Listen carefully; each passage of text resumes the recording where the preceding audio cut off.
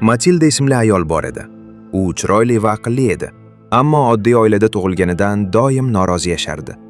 Har doim hashamatli hayot, chiroyli liboslar va taqinchoqlarni orzu qilardi.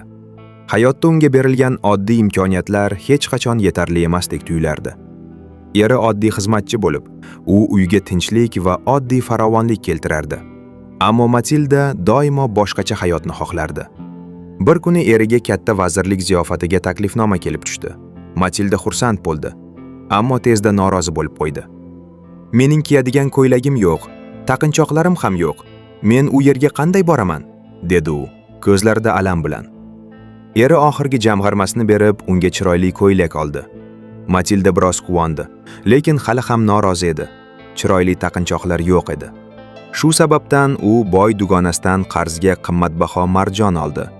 Dugonasi uni qarzga berishga rozilik bildirdi va Matilda nihoyat tayyor bo'ldi. Ziyofat kuni Matilda hammadan ko'ra chiroyli edi. Hammaning ko'zlari unga tikildi. Maqtovlar yog'ildi. U o'zini nihoyat baxtli his qildi. Shunda u bir necha soatga bo'lsa-da dunyodagi barcha qashshoqlikni unutdi.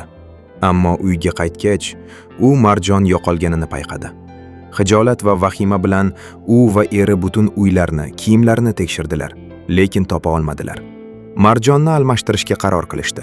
Shu maqsadda ular juda qimmat marjon sotib olishdi va shu bilan birga katta qarzga botishdi. Keyingi 10 yil ularning hayoti azobga to'ldi. Har kuni og'ir mehnat, qashshoqlik va mashaqqat bilan o'tardi. Matilda qarib ketdi. Uning yuzidagi chiroy va yoshlik yo'qoldi. Har bir kun unga oldingi hayotining qanchalik o'tkir va adolatsiz ekanini eslatardi. Ularning oilasi endi moliyaviy tanglikda yashar edi. Lekin Matilda endi pul va hashamat orzusidan ko'ra xotirjamlik va tinchlikni qadrlardi. Bir kuni Matilda ko'chada o'sha boy dugonasini uchratdi va bo'lgan voqeani aytdi. Dugonasi dahshat bilan dedi: "Nima? Men bergan marjon soxta edi. Arzon shishadan qilingan edi." Matilda esa jim qoldi. Shu payt u tushundi. Ba'zan insonni yiqitadigan narsa qashshoqlik emas, ko'rinishda berilgan yolg'on orzu ekan.